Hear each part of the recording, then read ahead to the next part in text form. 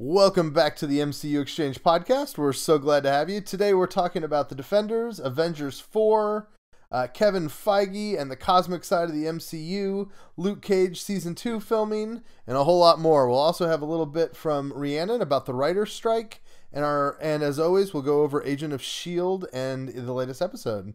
Also, we'll have a main discussion about the interconnectedness of the MCU, and if it's time for that to go away.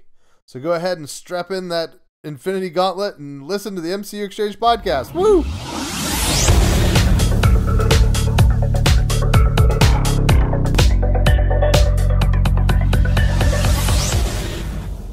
Welcome back to the podcast, guys. We've got Rhiannon and Adam with us, as always, and we are just excited about another week of wonderful Marvelness. So we're going to go ahead and jump in, and we're going to start with the Defenders. Recently, there was an interview with Jessica Henwick, and it didn't seem like there was a whole lot in the interview, but she mentions that the Defenders is going to happen within the narrative about 1 month after Iron Fist, which is kind of interesting. She also said that it's going to open with her not in New York City. I think maybe there's some hope by some that means that we're going to see a little more of Kunlun. I don't think there's much hope for that, but maybe that's part of what's going on. It's definitely interesting in that it's a short break. A lot of the MCU sort of assumes that the events are happening at the rate the shows come out, but that's not always true. Rhiannon, you're our Defenders expert. Was this surprising to you? Do you think this is interesting? Do you have any thoughts about how that timing's going to work? So this is completely shocking, but I had never thought about how far. I think I sort of assumed Defenders would be right after Iron Fist. The other shows overlap a little bit, so there being 1 month between Iron Fist and Defenders seems totally natural to me if they can't make it overlap. And I'm not sure, as far as her comments, if it means we don't see Colleen until 1 month after the end of Iron Fist, because it's possible that, you know, they're all evidently searching for something and then they all end up in the same place at the same time. So it's possible that by the end of Iron Fist, Matt Murdock is already searching on that thing, or, you know, already working with Luke. So I don't think it even means that we'll definitely not. I think they still could be overlapping. But I really hadn't given it a whole lot of thought. I am just starting to take prop bets now on how many minutes into the season they first referenced the incident. I have it probably about 4 minutes right now. It's funny. I've been starting to slowly rewatch all of the Netflix shows, like building up to Defenders, and I'm going to be writing about that on the site if you guys want to read about it, where I just kind of like look at it in retrospect now that I've seen it all. And seriously, like 5 minutes into the first episode of Daredevil, they're looking at the offices and the lady talks about the incident, and I immediately thought of you, Adam, because of that thought. I do think it's interesting because we still don't really know how this Kunlun and the Hand and Madame Gao, like how all those things overlap. And so it felt a little weird that this would be so close onto it, but it may be that Kunlun and what happens at the end of Iron Fist was not a teaser for Season 2, but it was a teaser for Defenders. And maybe that's like obvious, but it's just not something. For some reason, I took that last scene of Iron Fist as a cliffhanger for Iron Fist Season 2. Like immediately, that's where I filed it in my brain, and I figured he'd kind of forget about it and just come back to handle whatever's going on in the Defenders. But it may be that was supposed to directly launch us into Defenders, which is just something I hadn't considered before. I don't see how Danny could forget that Kunlun disappeared. I mean, I think that's a pretty traumatic thing. Like, his role was to guard that city, and he showed up and it was gone. I think that's going to hit Danny pretty hard. I have a feeling that's going to play in very carefully. I mean, that it's going to be an important part of the Defenders. Especially from, remember, back when they did the quotes, when they did all the interviews with everybody, Finn Jones was the one that said that Danny is the one that knows everything about what they're fighting. So I expect it to play in pretty well. Yeah, I think that all makes a ton of sense. If I liked Danny Rand from the show a little bit more, and I felt like he was a little more responsible about his, job, then it would make even more sense. But yeah, I totally see what you're saying. Poor Danny. Poor Iron Finn. Well, I think it goes to to show how immature of a character he is, how much growth he still has, because that was his sole purpose in life was to protect Kunlun, and then he goes back expecting it to be there, and I think it just goes to show that it's still naive and immature, but yeah, what do I know? Hey, if he comes back like, I've learned my lesson and I'm going to not go headlong into everything and not think before I act, that would be awesome. That would be a good character development for me, so. All right, Avengers 4. So this is a story where we're going to tell you a news thing, and then we're going to tell you that that's not true.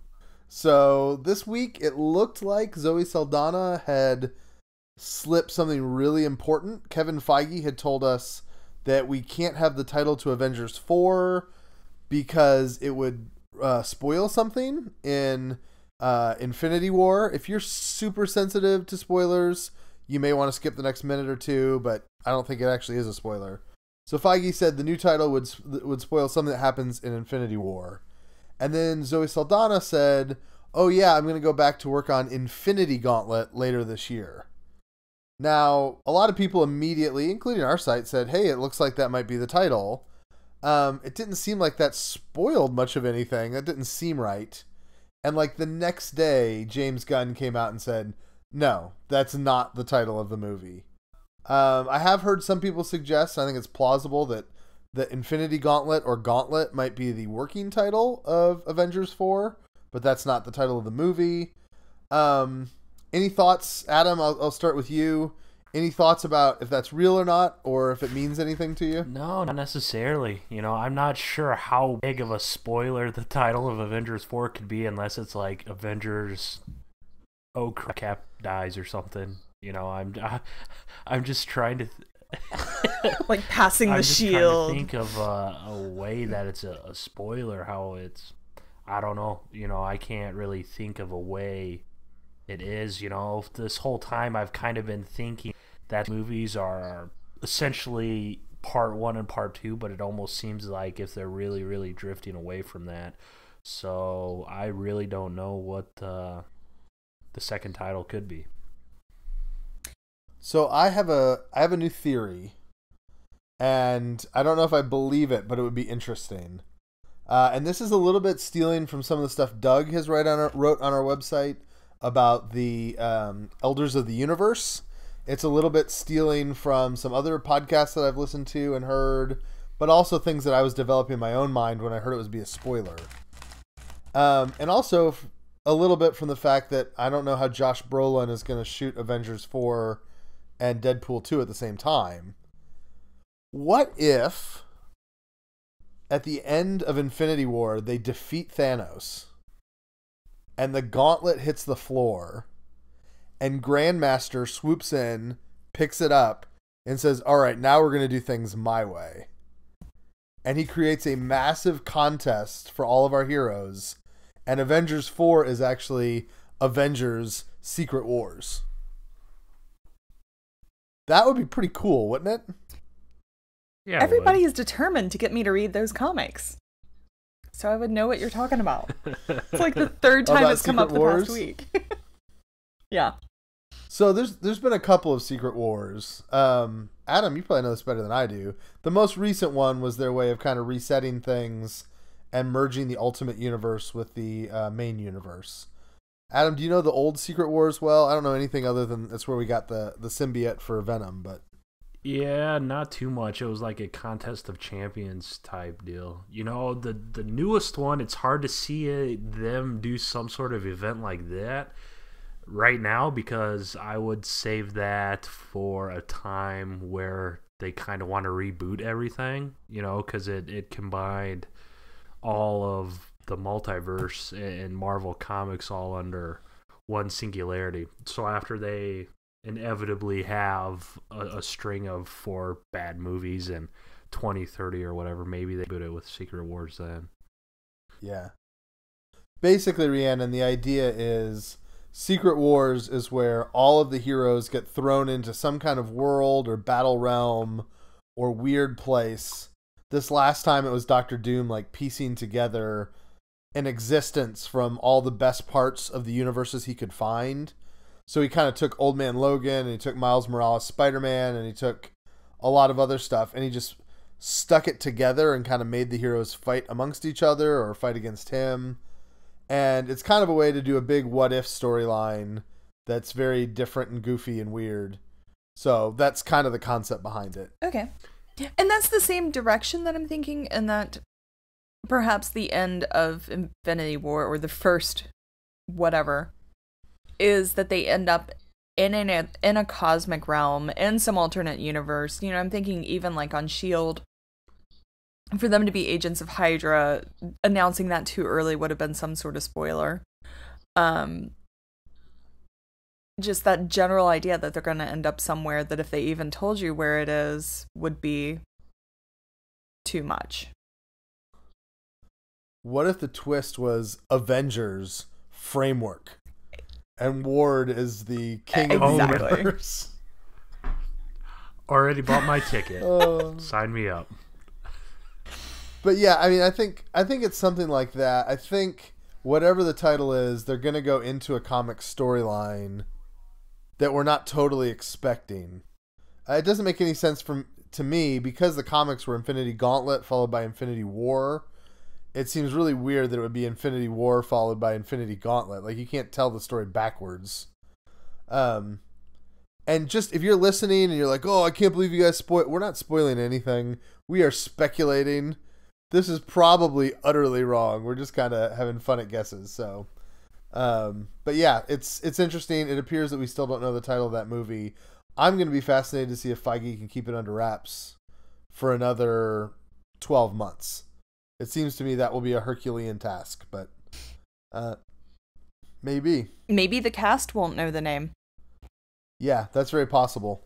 We know that they don't share a lot of information with the cast if they don't have to. Yeah. So,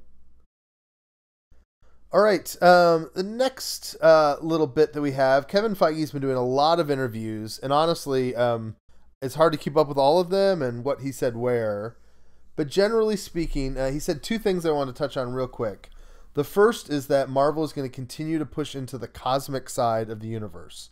That more and more of these movies are going to take place in space and involve a lot of those elements that I think Marvel fans love, but also it's probably new for people that aren't comic book readers, so that's interesting. And he also said that, well, we'll get to this other part in a minute. As far as that cosmic stuff, Rhiannon, you are not a big reader of the cosmic stuff. It's all kind of new to you. When you hear that, does that excite you, or is it kind of weird that they're going to go in a direction that's kind of opposite of the stuff that you love most, since you like Daredevil and stuff like that a lot? Yeah, I mean, it doesn't get me excited. Like, it doesn't... nothing about... I mean, but I wasn't excited about Doctor Strange. Like, I wasn't excited about Doctor Strange at all until I saw the trailer. And the trailer got me hyped. And then I saw the movie, and I loved the movie. And I consider it to be somewhat cosmic, you know, just at least the fight with Dormammu, or the persistent taunting of Dormammu. So, no, I'm not excited about the cosmic side of the universe. You know, if they had said they're going to come down and, you know, hang out with all of the other, you know, it's going to be a grand, true reunion of the whole MCU, then I would be really excited. But, we'll wait and see. I mean, we don't even know what that means right now. Yeah, it was, I always had hoped that they would go a little smaller in Phase 4, because I don't think they're going to be able to go bigger than someone wielding a glove that has the power of a god in it, you know, but, it seems to be the way they're going. Adam, I think you're a little more into the cosmic stuff. Does this excite you that there might be more of those movies coming? Absolutely. I love it. Give us all the cosmic movies you can. Now, we speaking of the cosmic stuff, we have also heard from Feige. If you hadn't heard before, Guardians of the Galaxy Volume 2, which some of our international listeners have already seen. For the record, we're jealous of you, but nonetheless, I hope it was good. Guardians of the Galaxy Volume 2 takes place mere months after Guardians of the Galaxy, which is a little bit of... it's a different approach. Like we said, usually these movies come out about the time that in the same time as the narrative time. And so for there to have been 3 years since the movies, but it only is a 1 month narrative gap is interesting. And what's going to happen then is that Infinity War is going to take place 4 years from Guardians of the Galaxy Volume 2 within the storyline. So Gamora and Drax and Star-Lord and all those guys are going to be 4 years older at the beginning of Infinity War than they were in the last scene of Guardians of the Galaxy Volume 2. That's really interesting because they're going to come into it, I think, just a little older and a little more formed, and they're going to have more time together. Do you guys have any thoughts on that? I mean, it's kind of an interesting thing, I think, that they're doing. Yeah, I guess I don't... I'm trying to think of the timeline in my head, so if Infinity War is 4 years after Guardians 2, does that mean Guardians 2's in the past 4 years? How far after like the events of Civil War is Infinity War? Yeah, so my understanding of that is Civil War happened in 2016, last year, and Infinity War will happen in 2018. And the two Guardians movies take place in 2014, which is the year that the first one came out. Okay. Yeah, I guess I'm just starting to get confused with the timeline. Everyone's wanting to, John Watts and the Spidey crew's pretty insistent on him remaining in high school throughout all of his movies. So I'm just trying to, then the timeline with that, obviously you can't have, if he's a sophomore in Homecoming, you can't have the junior year one. You know what I'm trying to say? Sense. So the timeline's That's a problem. Start getting pretty darn wonky. Well, and it already is, because they talk about this stuff, but Marvel is not like Lucasfilm. Lucasfilm has a story group where there's honestly just some nerds in a room that get paid to date every event in Star Wars and to make sure everything lines up appropriately. And it's pretty obvious Marvel doesn't have that, because we get really confused on the Netflix shows. Like Rhiannon, we were talking the other day about how Luke Cage and Daredevil Season 2 are supposed to weave in with one another, but we have a really hard time figuring out how they do it, So those timelines are a little tricky, particularly when Agents of S.H.I.E.L.D. references Daredevil Season 2, I think. But it's also with the movies. It's very hard. I feel like the movies, I feel like they should be able to keep the timeline in place. I mean, Marvel has enough of a brain trust there. I don't know why the continuity wouldn't be there that well, but yeah, it's going to be hard. I think the reality of it is it bothers me, and I feel like they should care. But if the X-Men universe has taught us anything, people really don't care. Which we'll get into our big conversation later. The X-Men universe timeline has been just a total mess. Professor X hasn't aged in about 25 years of story time in that universe. So I think ultimately I care about it more than anyone else does. So we also found out Guardians of the Galaxy is projected to have a $100 million opening this weekend. So international openings can be a little goofy because not everybody in the world necessarily gets it at the same time. So an opening weekend for Civil War will include a different group of countries than, say, the opening for Guardians of the Galaxy Volume 2.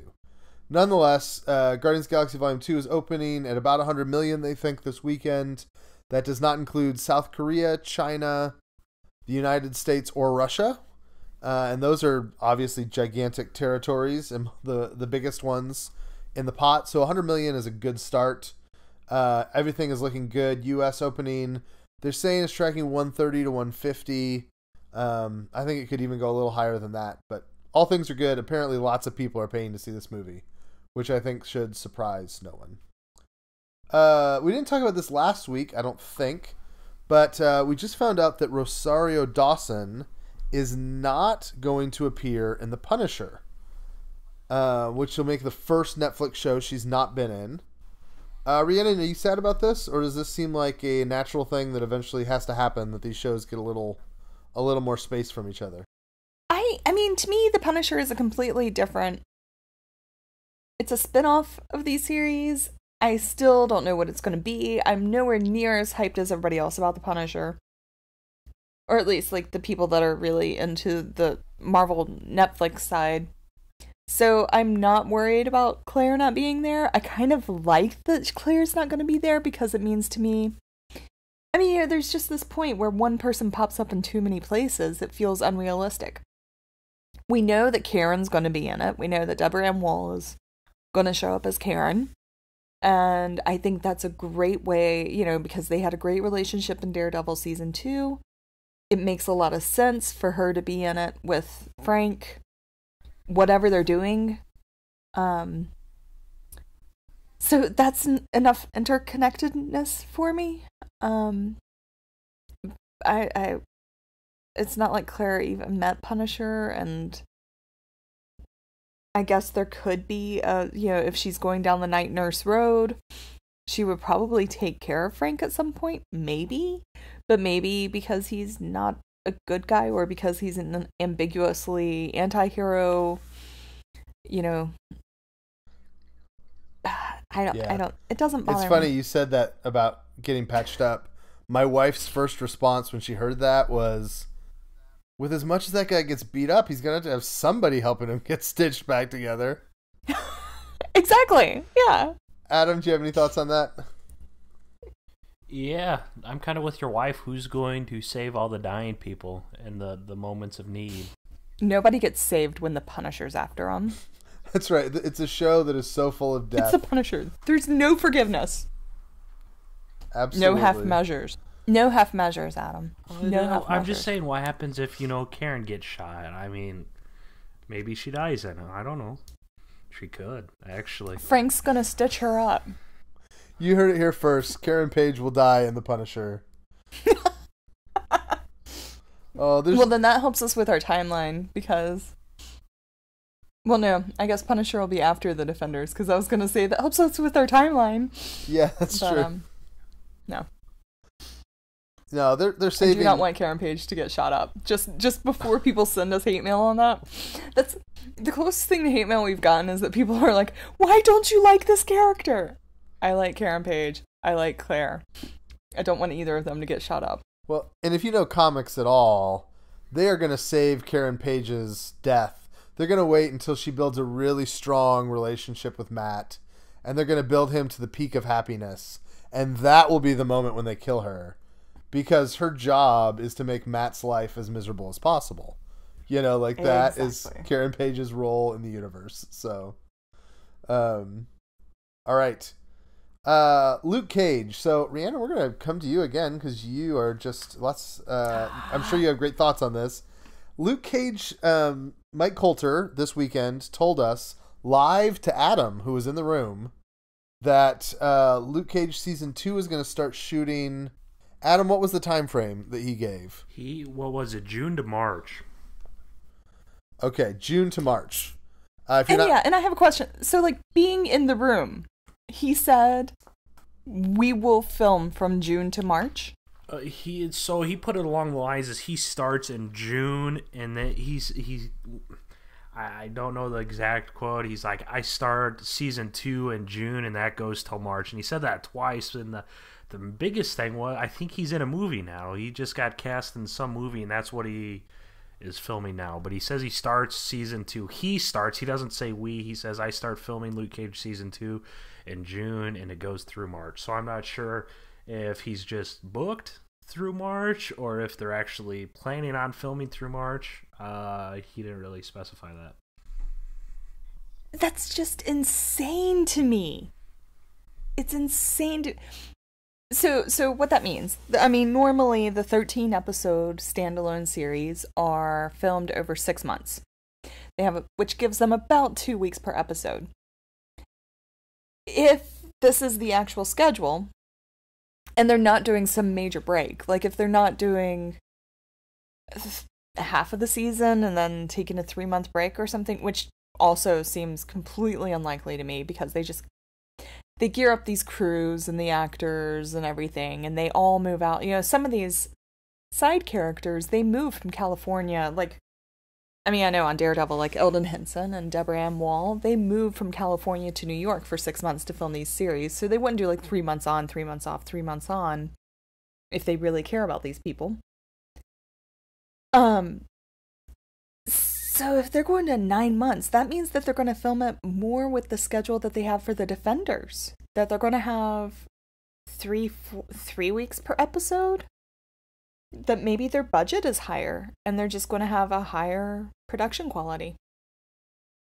That's the only conclusion I can come from with the schedule. The other thing with this, in this same area of questioning or speaking, he did applaud the transition time between shows of sorts. You know, how he kind of went into depth about how the hair and makeup and the costuming people are all the same, so essentially they just move from set to set to set. So the other side of that is, unless he's filming something immediately afterwards or something like that, I think he was talking moving from Jessica Jones season 2 to Luke Cage season 2. But who knows, maybe they're filming Heroes for Hire. One can hope, right after Luke Cage.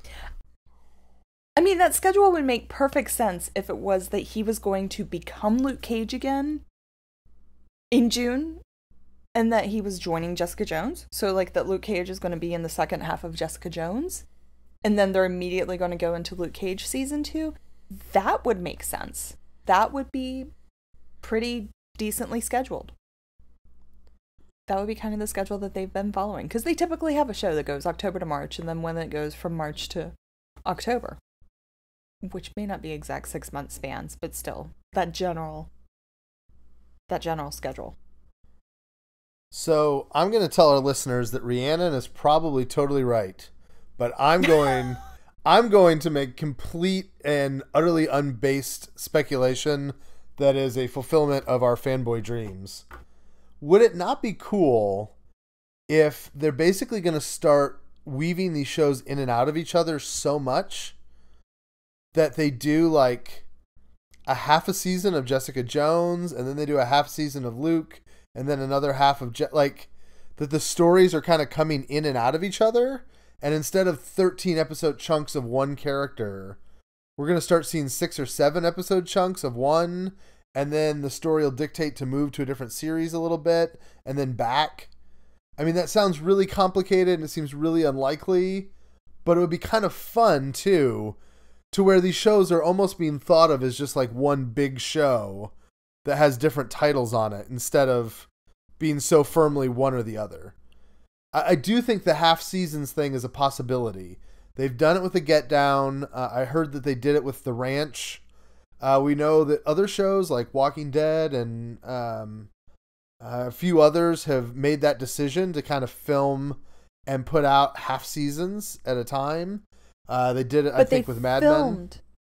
But they filmed straight through. Okay, they do.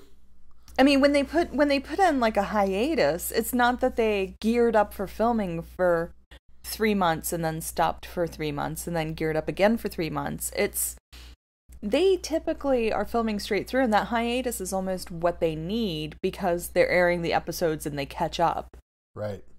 Is the way I understand it. So I could be wrong too. No. You are probably very right, and I am probably very wrong. I just think it would be cool if it was like very intimately connected to where we're kind of jumping back and forth between series to tell a story. So, and I 1,000% want that. After the Defenders, that is my number one request. I want these series. I do not care when we get Daredevil season 3 if Matt Murdock is popping up all over the place in these other shows. Right. I hope more than anything that Luke Cage is just, that when he was talking about the schedule, it's just he's going to be heavily entwined in Jessica Jones season 2, and then he's going on to his own season, and and maybe instead of because on the flip side, we also have Charlie Cox saying that he's going to be filming Daredevil season 3 later this year. or start Daredevil season 3 later this year. So, I mean, they're obviously going to have production on 2 shows going at the same time. They've had that for the past 6 months. It looks as though they're going to continue doing that. But I would love for them all to be jumping into each other's shows. Yeah, because I don't know how they'll market it, but it would be really cool if basically every 2 months we got 5 to 6 episodes of basically the Defenders story. You know, and so it like lessened the amount of wait time that we had, but also kind of made the stories more connected. I just think that would be cool. And it would help them, like with Iron Fist, you know, because people have been so negative on that show, I think it would help for it to be a little more mixed in with everything else. Absolutely. I also predict people will like Iron Fist a whole lot more after they see him interact with the Defenders. Yeah, I think the value of some of his kind of naivete is actually going to come out when he gets around cynics, you know, because the other ones are, at least Jessica and Matt are pretty cynical about the world or tortured or something. So his kind of childlike energy, I think, will be less grating when it's actually a palate cleanser for Jessica's sort of nihilism, you know. All right, the other piece of news I had, which is not a big piece of news, is that Slingshot, the web series of shorts that was done featuring Yo-Yo, based on the Agents of S.H.I.E.L.D. kind of universe, just won a Webby Award. If you're not familiar, the Webbies are kind of amazing. I did a little research into them this week. There are like seriously hundreds and hundreds of categories, like for web design, website creation, navigation, like all sorts of crazy stuff. And so like there's awards for like best nonprofit organization splash page. You know, like there's just so many of them. But they do some entertainment, and they this Slingshot won for the best long form or series drama, which is interesting. I don't think of this as long form at all, but apparently you only have to have 5-minute episode to be a long form series. So anyways, congratulations to them. We were excited to get that extra little peek into that world, and I think we'd like to see more of it.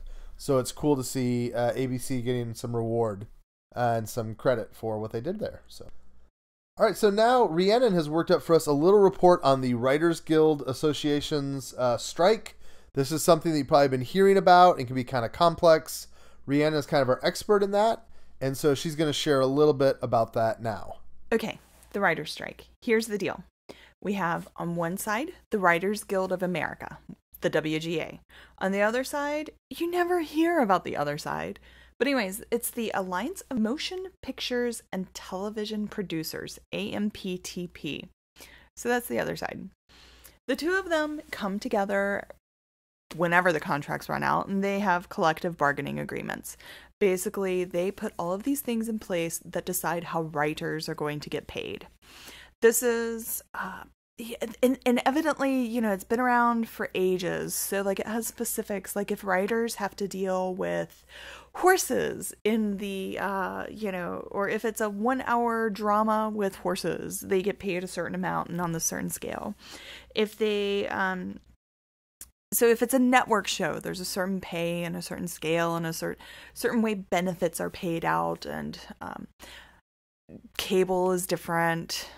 The last big strike, the one that everybody remembers, like the 2007 writer's strike, that was to bring all of these policies, or the collective bargaining agreement, it was to bring that up to date on streaming services, so that writers had a set way to be paid when they worked on streaming programs.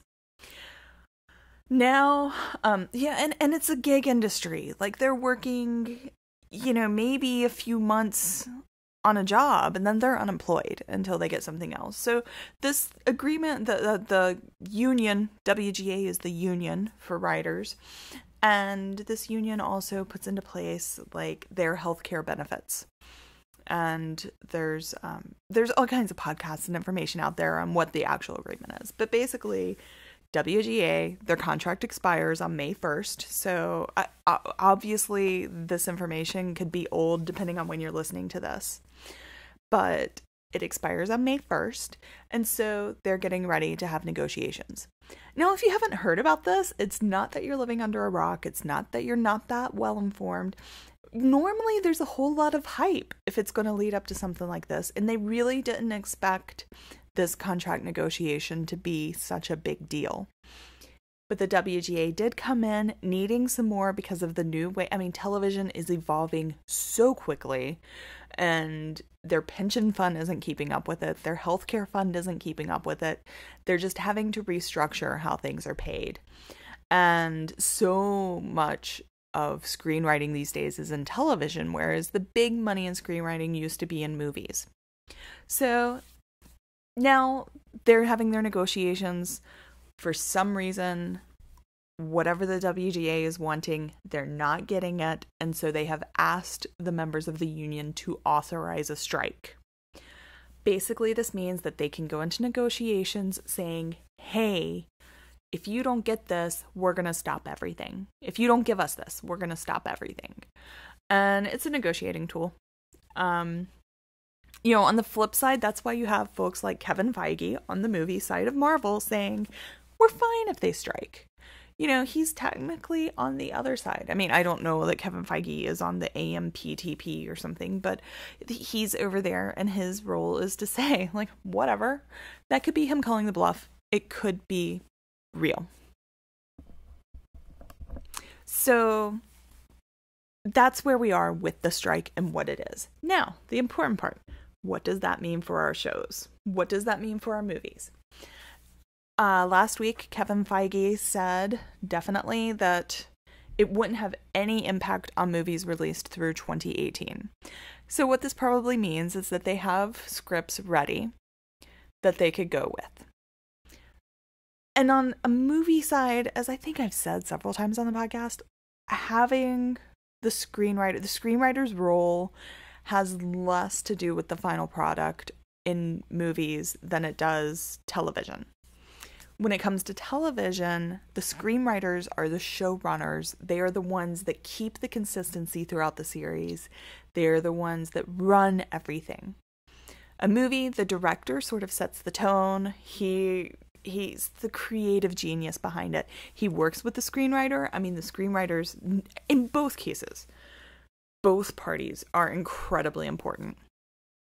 But the screenwriters, they run the show in television. Directors run the show in movies.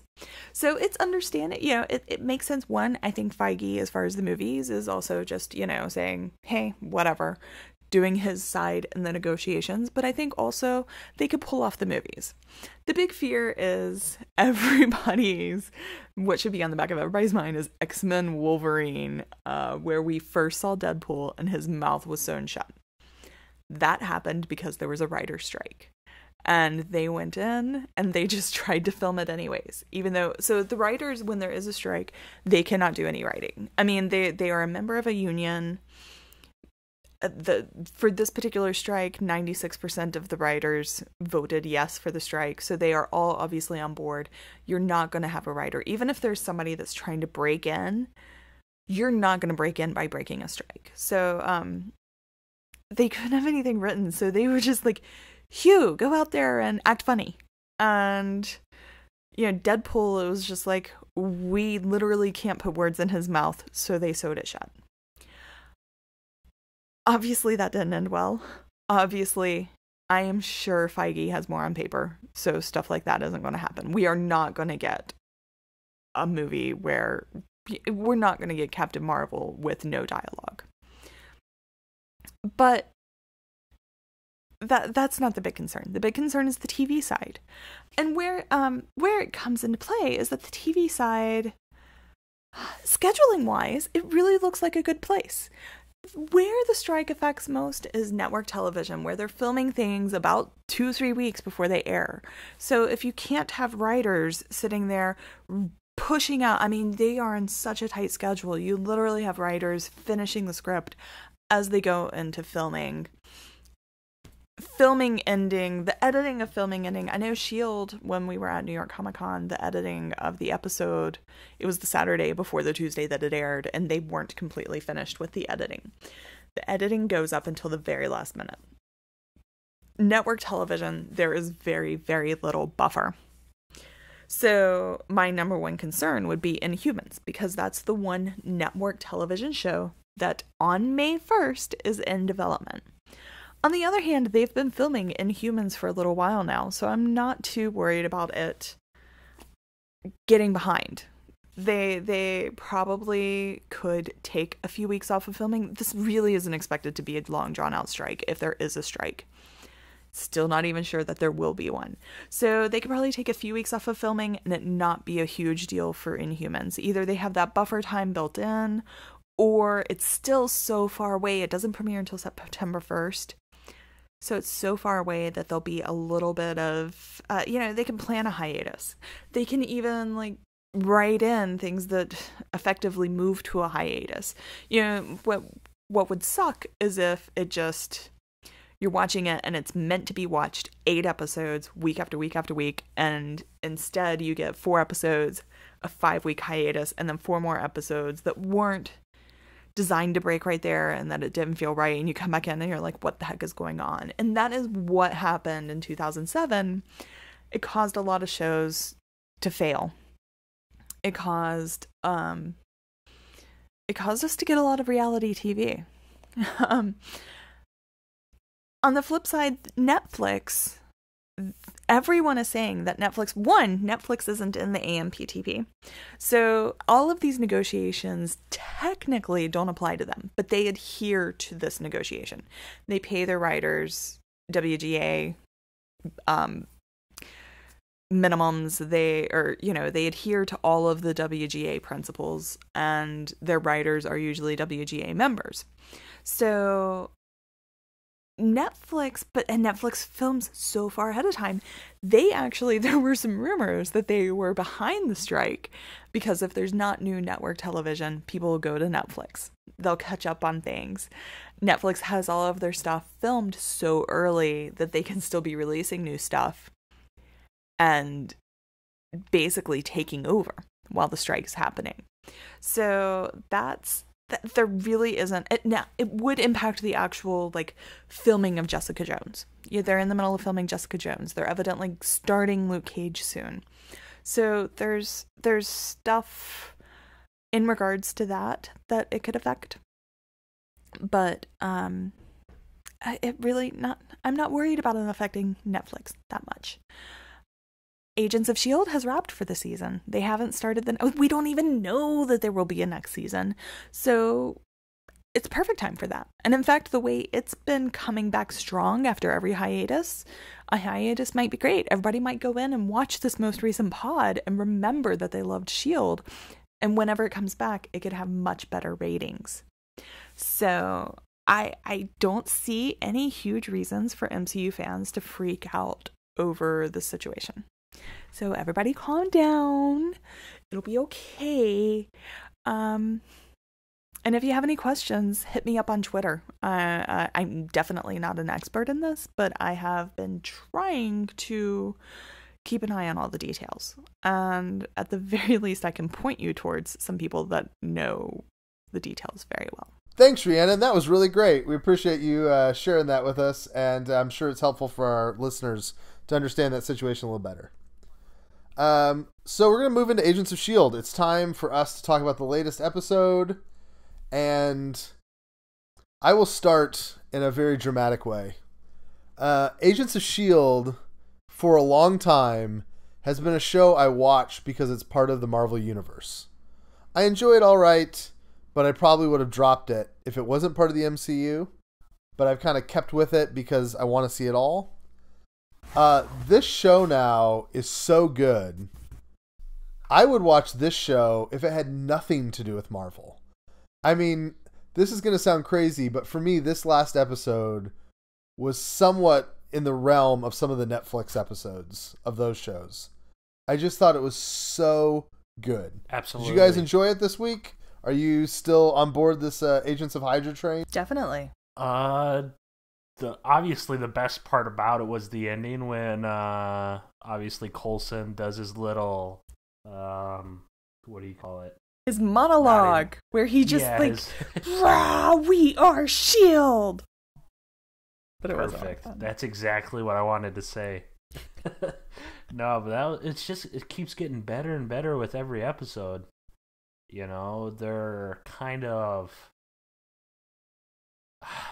dealing with something that's should have been totally avoidable. You know, it's kind of messing with nature a bit, and this is what you get for making robots that can do human stuff better than humans.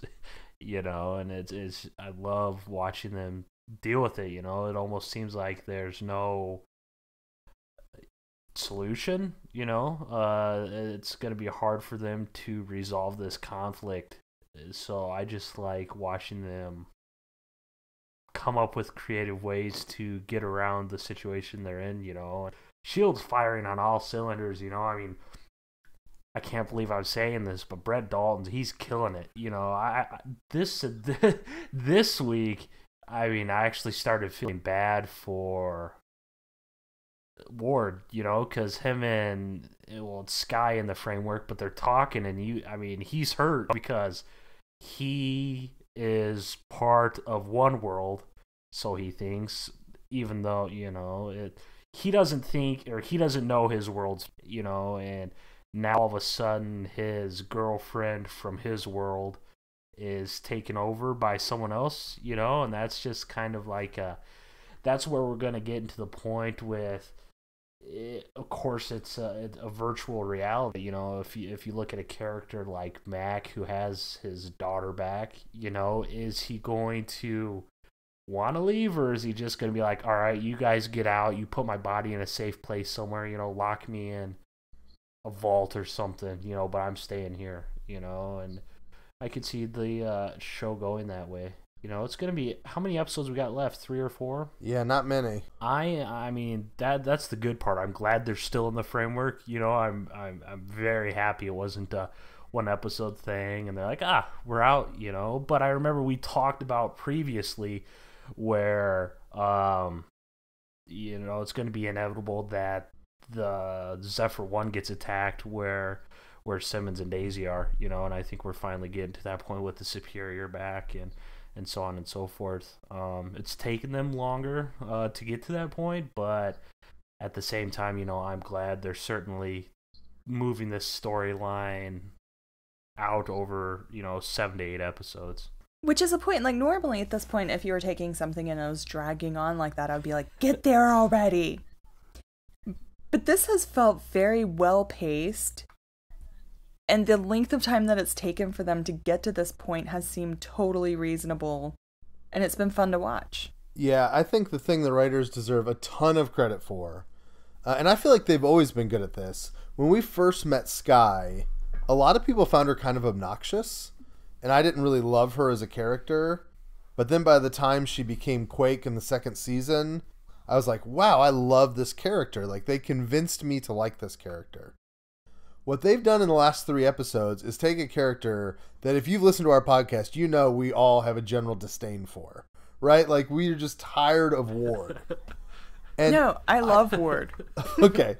Rhiannon has always loved Ward. Adam and I were tired of Ward. But I'm not anymore. Like, I'm actually cheering for them to, you know, which they're going to do. You can see it happening. I'm cheering for them to use the Darkhold to make him like a matter body through this device looking glass thing so that he can rejoin the team as Framework Ward, who's like the nice Ward. Like, I'm cheering for that because I like that character and I feel for him, and I almost want to like tear up when I see like the pain he's going through. Yeah. How do they do that? How in 3 episodes have they taken someone I despised and turn him into like someone I really root for? I think that's incredible. Like, that takes a lot of skill as a writing team to be able to pull that off, and I'm very impressed by it. It does. You know, when he was doing his little talk to Sky / Daisy and was getting his gun ready and all that stuff, I'm like, oh man, they're actually gonna kill him. I kind of like this guy now. You know, it's amazing how they can flip flop it, like you said, in just that 3 episodes. So, I mean, Brett Dalton can kill it, in any role he's done on the show. So it'll be interesting, should S.H.I.E.L.D. get, renewed, which it probably will, I mean, I wouldn't mind seeing LMD Ward, on season 5, provided they promise to keep him good for the duration of season 5 and don't do another twist. The other scene I really loved was right in the beginning where Quake has just gotten her powers back and Madam Hydra, like, you think that they're going to kind of have a face-off and kind of a verbal back and forth. And it's kind of like the Indiana Jones shooting the guy with the sword scene, where like the guy's twirling his swords and then Indy just shoots him. Like, you think there's going to be a face-off and Daisy's just like, forget this, and just like shoves her out the window, down 20 stories or whatever with her powers. I loved that. That was so cool. Like, I was jumping out of my chair, like cheering, like, yeah, like it was so much fun.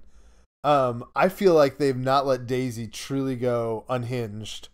I think it'd be great, since they're in the framework, if once they get to their exit, they let Daisy just take out like, half a city with her powers. I think it'd be really cool to see her like unleash. Because every time she uses those powers, I just get super hyped, because they're using superhero powers in a cool way that looks good and that makes sense. And she's actually very powerful. And I just think that all is very cool.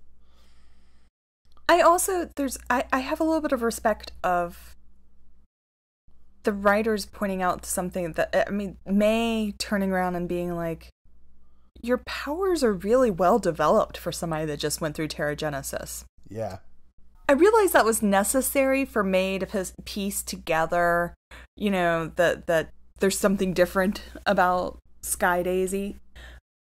But I also just appreciate when the writers point out, like, close up some sort of gap that you may have noticed. That, like, okay, this person did notice that she's really freaking good when she shouldn't be. Another scene that came to mind real quick, I mean, usually we don't do this much reviewing, but I just love this so much. The talk between Fitz's dad and Radcliffe, I just thought was really good. Like, it was kind of cool that that those people know each other in real life. And so to see Radcliffe talk to the Matrix version of his dad, and just the sort of hatred, and the two actors there, the way that they really portrayed a dislike and a distaste for each other, and the scene just to me kind of crackled with the tension of their dislike for one another. I just thought that was really well acted, and for me kind of redeemed Radcliffe. He's a character that I've been kind of feeling like, why are they keeping this guy around? And I just thought that scene kind of proved that he still has some value in all of this. So I do have an issue whenever we see Fitz's dad, because his accent is weird. I keep meaning to look it up, like if he's an American actor doing a Scottish accent, or if he's, like a British actor trying to make it Scottish or something. There's something weird about his accent that takes me out of the moment whenever he's there. But I did love that scene between the two of them. Oh, one more thing I had on Agents of S.H.I.E.L.D. Now that they're building this Darkhold portal, I think somebody's going to show back up before the end of the season. Are they not? Oh, Ghost Rider? I think so. I mean, Ghost Rider's going to come. I mean, there's no way that they're building the same kind of portal that they shot Ghost Rider out of, and he's not going to walk back through at some point. Maybe I'm crazy, but I think that's coming. No, I'm with you. And wasn't there a spoiler, a potential that we might see, and I think this might be a spoiler for folks that don't want to be spoiled, future, didn't we see that Nick Hunter? Wait. Yeah. Did I get names mixed up there? I think his name is Nick Blood. Nick Blood, who plays Lance Hunter? Yes, Anyways. that's right. Nick Blood sounds like a fake name. His real name sounds like a fake name, and his fake name sounds like his real name. Right. Anyways, that he was on set. So we might still see him before they get out of the framework. Yeah, that'd be really cool. I'd be surprised if they've kept it for right here at the end. But yeah, that would be awesome. All right. Sounds like we've had our fill of Agents of S.H.I.E.L.D. talk, so let's go on to our main conversation. And where we're going to launch off into this conversation is this. As we've been looking at these different news stories, we have heard Kevin Feige say that Phase 4 is going to look very, very different than the previous phases. And there's even been some talk of if like phases is even a way that we're going to talk about this anymore. Like if Marvel Studios is going to stop thinking about these films in that sort of new unit of film that they've made up of the phase. And it got us to thinking that we need to talk a little bit, or we want to talk about the idea of interconnectivity. And we talked about a little bit earlier with the Netflix shows, but we want to get into this some. The Marvel Universe started with this promise that it was all connected. And that got really exciting. And then when they said they were going to do Agents of S.H.I.E.L.D. and it was going to be connected, that got even more exciting. And some of us just freak out every time there's an allusion to Daredevil in Agents of S.H.I.E.L.D. Or, the helicarrier shows up in Age of Ultron that was from Coulson's work. But I think there's also a growing sort of discontent with that. Where do you guys feel about where we're at with connectivity? Do you wish Marvel would do it more, or are we maybe reaching a time where getting less connectivity might be better for the movies and the shows and all that kind of stuff? I want more, I think. I either want more or I want them to give us a reason for it not to happen. Like maybe at the end of Infinity War, we're in a different cosmic realm or something crazy like there. So it very much makes sense that they won't know about the Devil of Hell's Kitchen or even Spider-Man is the one part that feels like they should all connect because he's hanging out in Queens, but also like somehow involved in Infinity War. So I either want one extreme or the other. Okay, so like staying in this middle ground of it's kind of connected but not really. You'd rather them go more full-fledged into it or actually pull back from it. Yeah, because let's face it, like no person that hasn't watched, that doesn't study Marvel, without explanation, how many people truly catch that in Daredevil, the quote-unquote incident is aliens blowing up New York City? How many of those references to the Avengers actually are understood by the viewers? And I know they really dug them in. I know, especially in Jessica Jones, you had somebody just like the scene where the two people just really flipped their lids with Jessica being an enhanced person. But I just feel it's a half measure.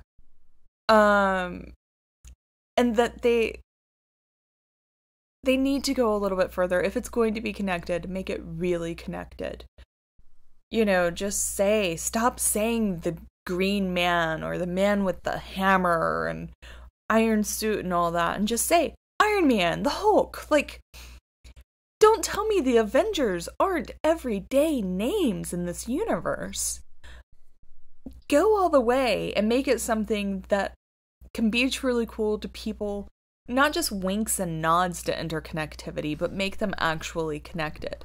And I don't think they're ever going to go there. And if they're not going to go there, disconnect it.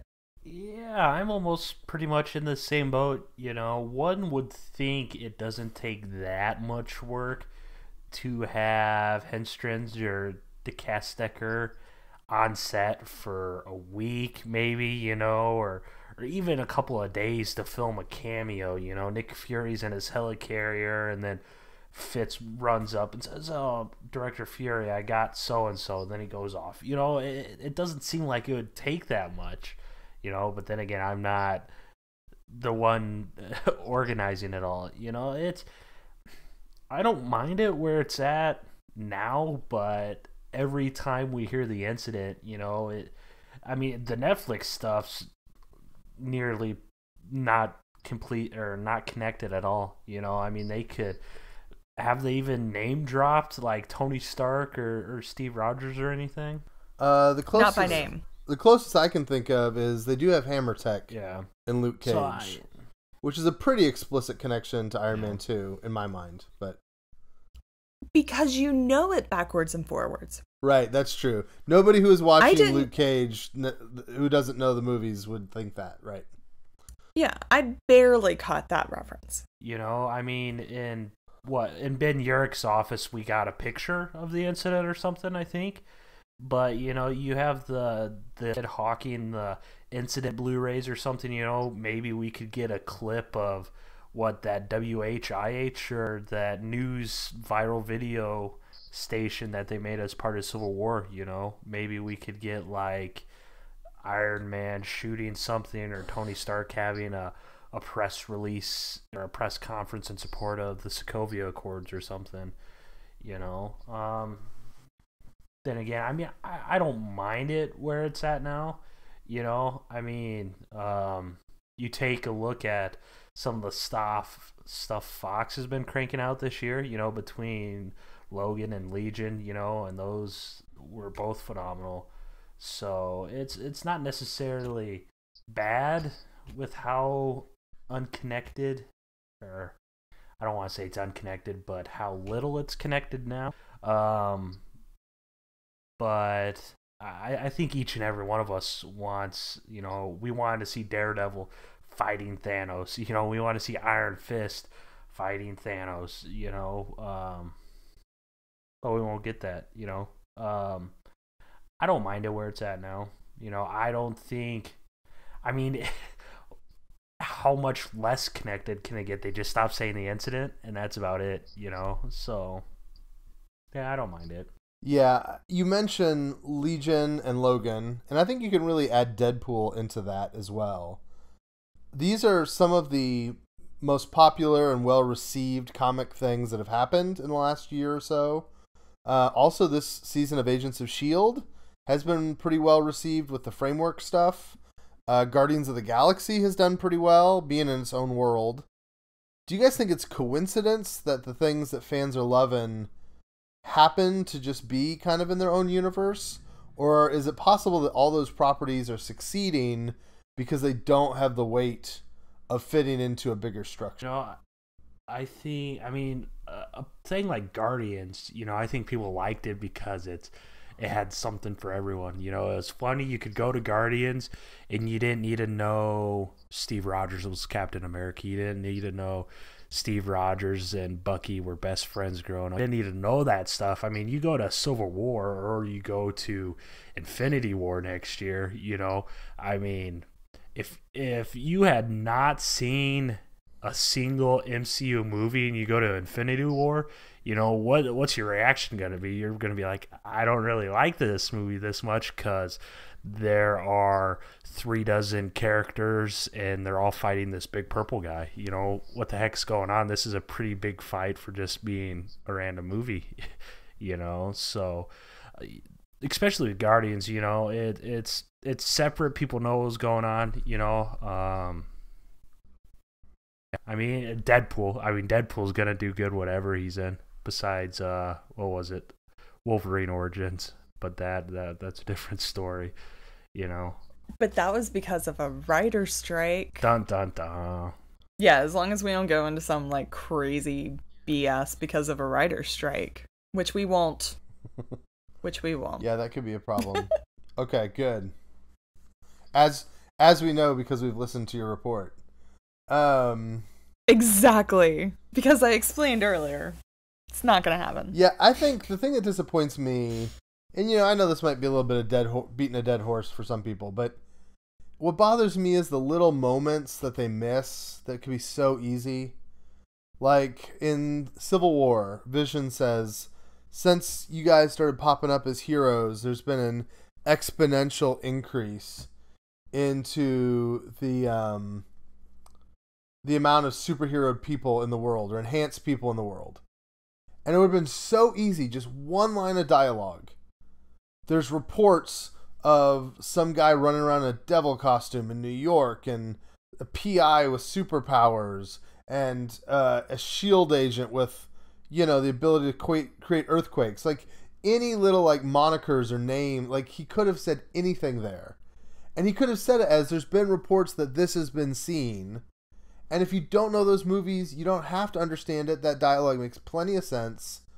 Like, they could do that. The other one that's been bugging me lately is Madam Hydra has an office in the Triskelion, right? How hard would it have been? They had to build a set anyways. Why don't they just build the set so that her office looks exactly like Pierce's office from Civil War, or from Winter Soldier, right? Like, that would have made so much sense that Alexander Pierce's office would now be Madam Hydra's office. And they wouldn't have had to say anything. They just would have made them look the same. And for those of us that have seen the movie, go, oh, that's cool because that's the same office from that movie. Like, it just seems to me those things could be done. It would not take that much work. It wouldn't, I understand that the schedules are difficult and stuff, but it just doesn't seem like it would be that hard. But I don't know. It's still happening. Which takes me back to what you were talking about earlier. Like, I cannot believe that Marvel would not have people devoted to continuity. I know when Daredevil Season 1 came out, Steven DeKnight, the showrunner, was saying that, like, if he needed a random sign in the background, there were folks at Marvel that would come and be like, oh, here's this deep cut from an issue, we'll make this Atlas. Across the hall from Nelson and Murdoch is Atlas. And that was like a nod to the old Marvel comics. I just can't believe that they don't have somebody to keep it all straight so that they can connect them like that. That doesn't say, here's an office in the Triskelion. We should make it look like Pierce's office, Well, and the thing that makes it really unbelievable is the fan community is doing it. Like, they don't need some brilliant guy. Like, they could hire a couple of people off Reddit and they would manage to... I mean, we have that guy who's obsessed with editing Avengers Tower into skylines in Netflix shows. Have you seen these videos? Yes. That's like another one. Like, it should be in the skyline. How hard could this be? Right. I didn't intend this to be a conversation where we just griped about the lack of connectivity, but that's okay because it's really annoying. Yes. I do have one hope for the connectivity of where it could go. And that's, I have dreams that characters will graduate from the TV shows to the movies. I know that the movies are kind of loath to take a character from the TV show and give them a cameo. I know Feige has said he doesn't like that. He doesn't like the idea of like characters just crossing each other on the street as a wink wink. But I think there's going to be some opportunities as these shows end to absorb people from TV to the movies. And the reason I think it's going to happen in that direction is because TV shows just get canceled faster. Like a TV show that lasts 6 years is a show that lasted a pretty long time. Whereas it takes 6 years to make 2 movies. And so when Agents of S.H.I.E.L.D. gets canceled, we're not wishing that on them, but when it happens, because it'll happen eventually. At that point, Quake should become a regular fixture in Avengers movies. Like, it just wouldn't make sense for her not to be there in like a Maria Hill role. If someday Daredevil stops making new, after season 8 of Daredevil, once they've 48. Season 48 of Daredevil. Okay, sorry. That's all right, but like after a period of time, after it's run its course, and they're having trouble thinking of new plots to write for a TV show, and maybe Charlie Cox says, I want to graduate to the movies. This doesn't happen as much anymore because TV is kind of where all the creativity is right now. But traditionally people did TV for a while, and then they wanted to make that leap to the big screen. It makes sense that you would say, okay, we're not making any more Netflix shows. We're going to go ahead and make a Daredevil movie. Even if it's just like a capper that finishes out all the loose ends to the Netflix show. And allows Charlie Cox to make that jump to the big screen and try to be a movie star instead of a TV star. Like, to me, that is something that we're going to need to see happen. And it'll be really fun to see happen. If these characters that we know well from the TV shows can graduate up into the movies once their shows are canceled or aren't made anymore. to me, that's going to be the next step in evolution of this all connected. And this whole, the BS about not wanting them just to, be a wink, to show up in the movies and just be a wink to that character, to me, that is such a pile of crap. When you read the comics, and, going through and reading, I mean, even if you just look at, and sorry, Daredevil's, the easiest reference I have, but this Charles Soule run of Daredevil that we're currently in, somewhere in the first 10 or so, there was one issue where randomly Captain America was there. And he had, I mean, it was just a wink to Captain America. He was there. It was a character that Matt Murdock knew really well from his past. And they go on this little, find a bomb, defuse the bomb, yay, we saved the world. It happened and it made sense and it was okay that it happened and it was there. And it really helps. And then Captain America goes away. And it was a wink, in one direction. That was the movies to the TV shows. But I don't see any reason why you couldn't have similar from the TV shows to the movies. I mean, Punisher would be the number one to do it, I would think. Other than the Agents of S.H.I.E.L.D. I mean, I think the S.H.I.E.L.D. characters all could easily show up in the movies because they kind of already have. They spun out from the movies. But, yeah, this subject just gets me really hyped up.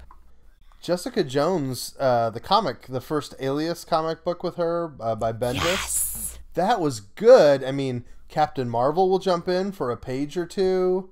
I forget, she gets, doesn't she get set up on a date with Scott Lang or something like that? That's in Volume 2. Volume 2, she's dating Scott Lang. Okay, but, Volume 1, she's researching somebody. I don't remember if she's spying on somebody and it turns out that it's Steve Rogers. Yeah, he's got a relationship with a woman. Yeah. And she gets, photos of them together, and he says, I kind of have this clean-cut image where that's not great. Can you kind of bury it? But he's only in it for, 3 pages. And it totally makes sense. Yeah. So don't give me that BS line, Feige. Yeah, Kevin. Do you have any thoughts on any more of this, Adam, or have we just gone into La La Land? No, you guys, I like it. I love your banter. I love Soule's Daredevil run. It's really good. Shout out to our guy Charles. He's a good guy. I'm really, too, I mean, while we're talking about this, Daredevil and Spider-Man are going to cross paths eventually. There's only so many rooftops in New York that people can be swinging around on before they become roughly aware of each other, And I love those matchups. The Spider-Man Daredevil comics are great. Yeah. They offset well from each other, but I mean, if we're looking at reality, that would involve a deal that involves Sony, Marvel, Netflix, and who knows how many attorneys to allow it to happen. Amy Pascal has promised us that they're just doing this because it's what's right for the character, and as long as it's what's right for the character, that's what's going to happen. Yeah. And promises made by studio heads are totally worth setting your hopes and dreams on. If they really are getting rid of phases, if we're going to stop thinking about these movies as, phase 1, phase 2, phase 3, does that make a difference to you, or do you just want to see more movies coming out? It makes zero difference for me because I couldn't even tell you which movies were in which phase the way it is now. I mean, I have the general idea, but I mean, it's the type of thing, it doesn't make that much difference,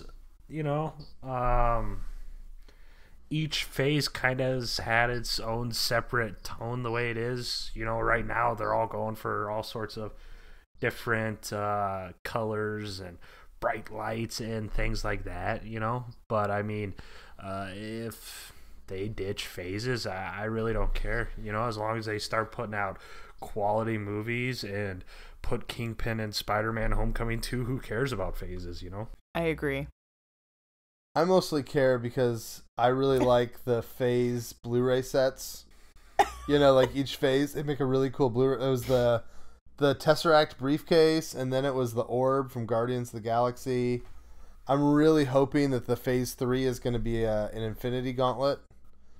So the collector in me enjoys those sets. So, but yeah, I don't think it's a huge difference. I think what we're seeing generally is they are trying to simplify a lot of stuff. I think they've realized how hard things are when they're complex. I think Agents of S.H.I.E.L.D. learned from that first season how hard it is to tell a story when you're waiting for something to happen in a movie. We saw recently Feige said that instead of shooting Infinity War and Avengers 4 at the same time, they're shooting them kind of as two separate movies. They're going to do Infinity War, and then they're going to do the other. And that makes sense to me. He said, it's just too hard. There's storyboards going on and actors coming and going, and we knew that we were going to lose something in the quality of the product if we made this too hard. And so I think anything that makes it easier and lets them tell good stories is okay. And I've gotten to a point now where I do believe that sometimes stories are better told when there's less connectivity. Like Iron Man 2 and Guardians of the Galaxy are the counterexamples, right? Like Iron Man 2 was kind of a mess because they were trying to set up so many other things. And Guardians was so good because they didn't feel as required and stuck in the bigger picture. So I'm going to do the mailbag real quick. Not as much mail this week. Just sometimes we get lots of mail and sometimes we don't. This week we got a couple of notes on the website. Mark commented in again and just said that he is not fatigued of MCU TV shows yet. And he says that he does think there's still a ton of characters they can use. We talked a little bit last week about is Marvel scraping the bottom of the barrel, and he pointed out characters like Ghost Rider and Blade, that they just really haven't gone anywhere near that corner of the universe, and that's really true. Alvin was just saying that he likes completing the set. He's kind of got that collector mindset, and so he'll watch all the Marvel shows because he wants to see them all and know that he's seen it all. And then Love Waffle had a really great comment. Always have to summarize all the good stuff he's got. But basically talked about going into Avengers Age of Ultron with some friends, and they were legitimately confused about what was going on. So that was to your point where you said earlier, Adam, like, there are going to be people that are going to come into Infinity War and leave like, what in the world is going on? I just don't, like, what was that? So I think there is a danger to that. And so he was just talking about how tricky it is to kind of keep those things that connected. We also got a lot of great comments out of YouTube. We had over 1,200 people watch on YouTube this week, which is really great. We appreciate all of you guys. We can't read all of your comments, but we really appreciate them. Davos Seaworth said that there can't be too much MCU. There can only be too little time to watch it all. That got a lot of thumbs up, so that seems to be the way most people feel. Moon Knight said Agents of S.H.I.E.L.D. was unbelievably impressive this season, so that was awesome. Harrison Bickley said, thanks for uploading to YouTube. It's the first time I've listened. I hope it's not my last. We hope it's not your last either. We had someone called Your Angelico that just said, I love you. Thank you. We appreciate you guys loving the podcast. And there's a bunch of other comments from a bunch of other people. I don't have time to read them all, but thank you guys so much. There's a lot of good comments on YouTube, so keep them coming. All right, that's going to do it for us today. Rhiannon, Adam, go ahead and give us your Twitter handles and then any other things you want to share, and then we'll be done. You can find me on the Twitter as Shot of Patron, all one word. I write on the site under a pseudonym. That it's dawned on me that like people may not realize that I am the same person. I write on the site as a pseudonym as Brooklyn Wallace. And you can listen to, if you need like a whole hour of thoughts on the Netflix scheduling, you can listen to me on Super Laties. Yeah, I am at Adam Barnhart on Twitter and Instagram. You what, guys? If you can find this new Marvel Legends Moon Knight figure for me, let me know, because I got outbid and it's currently $80 on eBay, and I refuse to pay that much. So hit me up. All right. That we're now soliciting gifts from listeners. No, just kidding. I am Caleb A. Borchers on Twitter, or at Caleb A. Borchers. And as always, we want to encourage you guys, check out the website, stay up to date with all your MCU news at MCUExchange.com. If you want to support our podcast, you can do that a lot of ways. Listening is a big way that you can do that. But also you can like us on SoundCloud. You can like the Facebook posts related to this. You can leave comments on Facebook. You can send us comments for us to read in our mailbag at hashtag MCUExpod, MCUExpod. Also, big one, you can send us reviews on iTunes where you say nice things about how much you love the website. So I think that is it. And we have got to remember to tell you this. Next week, the schedule will be wonky. We try to get you out the podcast every Friday. Last week, it was a little later because of some new issues. Hoping to have this one out in the morning, but if not, it'll be out sometime Friday. But next week is Guardians of the Galaxy. And we know from experience that if we talk about Guardians on Thursday night in a preview kind of sense, no one will listen to the podcast because you're all going to be at the movie theaters watching Guardians. So we will not record on our usual schedule next week. We will push it to probably Sunday and hopefully have the podcast out Monday morning. So you have to wait 3 whole days for your MCU Exchange fix on the podcast. But that way we can talk about the movie and what we thought about it, and we can all kind of rehash it together, you the listeners and us on the podcast, kind of around the water cooler Monday morning. So that's the plan for now. Also, if you want to listen to the podcast on YouTube, that is an option that's available to you.